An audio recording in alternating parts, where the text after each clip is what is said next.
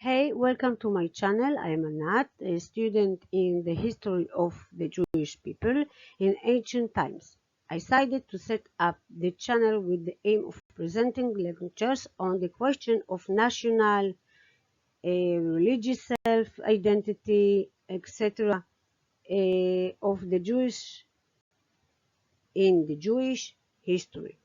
In this lecture, the immigration of Moroccan Jews to Eretz Israel, I will present an introductory review of the subject. In the next lecture, I will look at the changes that traditional families are going through after immigration and what changes they are going through. Who is a Jew? Who is Israeli? Being Jewish means taking part in a community whose past is a crucial element in its establishment. Jewish identity, culture, consciousness, religion, and practices have historical depth dating back to the distant past. A Jew is, therefore, a member of a historical community. Being Israeli means belonging to the constituent community by the present in a given place, means Israel. Israelishness is mainly established by the place. Its temporary depth is thin. In historical terms, the Israeli variety is a yoke of days. Jewish time and Israeli time are not coordinated. The decisive weight in Jewish existence lies in the tradition of the past that bears the fullness of Jewish existence, whereas Israeli time is the present time whose face is directed to the future. The sectarian tension between immigrants from Ashkenazi or European countries and immigrants from Islamic countries and the sectarian issue has always been felt in Eretz Israel.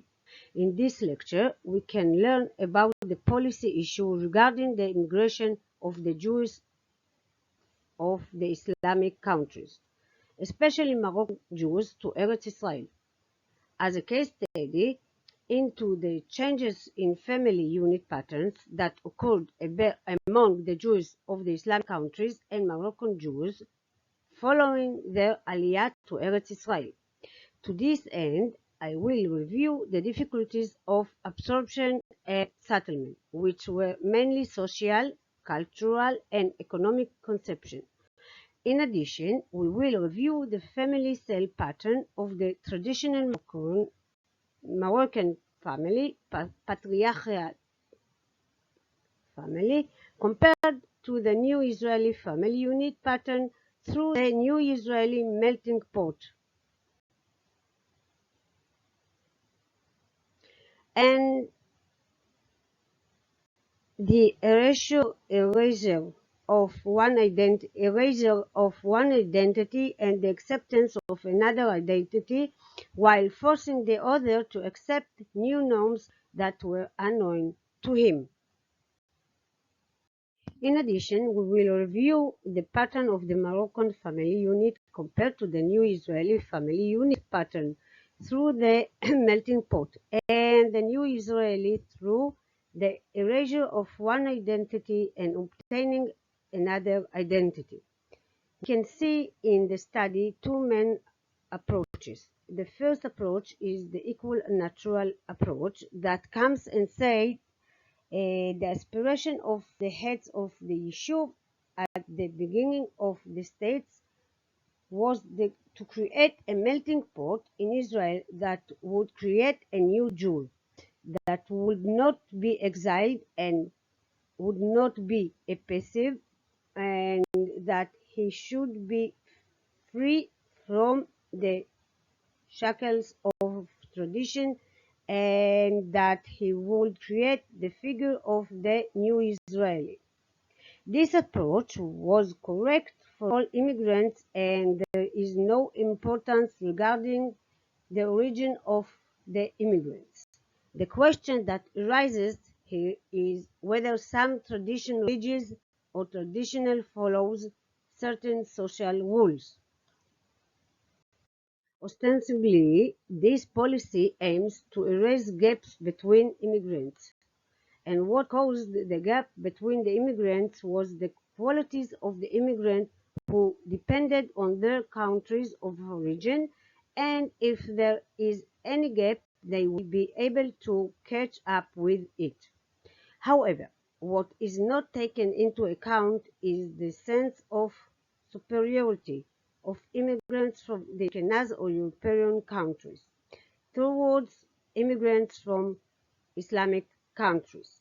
A second approach to the study, which is the postcolonial approach, comes and says that the social and economic gaps are part of a plan that came to place the Jews of the Islamic countries in the lower layers of the Israeli society. The aliyah of Moroccan Jews to Eretz Israel can be linked to Operation Lapid, held at the end of 1942. Morocco, which was under French control, and the Jews who lived in Morocco, and until the outbreak of World War II, which were protected, were no longer safe. The French defenders became persecutors and began the laws of Vichy in Morocco as well. Between 1948 and 1956, 85,623 Jews immigrated from Morocco to Eretz Israel. However, a distinction was made based on a social conceptuality and not on a sectarian basis. And this is the paradox of the national unity. Zionism is coming to unite the people unwittingly, creating a paradox and exposing the deep contrast between the parts of the people. It can be seen that there is no recognition of the other from the people of the locality, and this can see in Ben-Gurion's practice in his talk of the melting pot and the creation of a new Israeli. In addition, we need to ask whether Zionism is the one that caused the changes in the pattern of the traditional family. Moreover, whether the ideal of Zionism, national and social, has caused further crises, and the main crisis is the self-image of the people of the Aliyah from Morocco in their own right, their family and their community. The people of the Yishuv and the Jews of Morocco didn't see eye to eye on the subject of Aliyah. And from the moment of the Aliyah, Jews of Morocco were examined under magnifying glass in the way they behaved, and knew how to say this. David Ben-Gurion: we don't want Israelis to become Arabs. We must fight the spirit of the Levant, which corrupts individuals and societies. The people of the Yishuv expected and planned that Jews of the Islamic countries, including the Jews of Morocco, would strengthen the Yishuv, but this didn't happen. The opposite of what the people of the Yishuv expected and planned.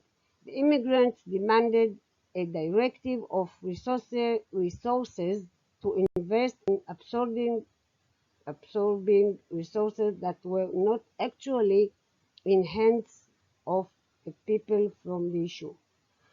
Following the disappointment of the Yishuv people from the immigrant settlement, the people of the old working settlement began to reconsider the adoption of the new human material to the forms of cooperative settlement.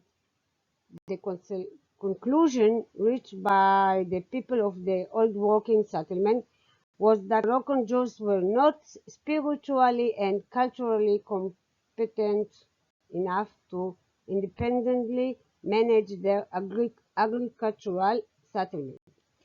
And they came up with the idea that they would work as employees on farms. That is for now. I hope you enjoyed the introduction review about the Jews of Morocco. Here I brought a quick review in a nutshell about the mindset of the people of the issue and how they accepted the order more or more correctly for the lack of acceptance of the order. In the next section, I will bring a review of the changes that traditional families undergo after immigration and what changes they are been going through. I hope you enjoy to listen, and I will happy I will be happy if you give me a like and subscribe to my channel. Thanks.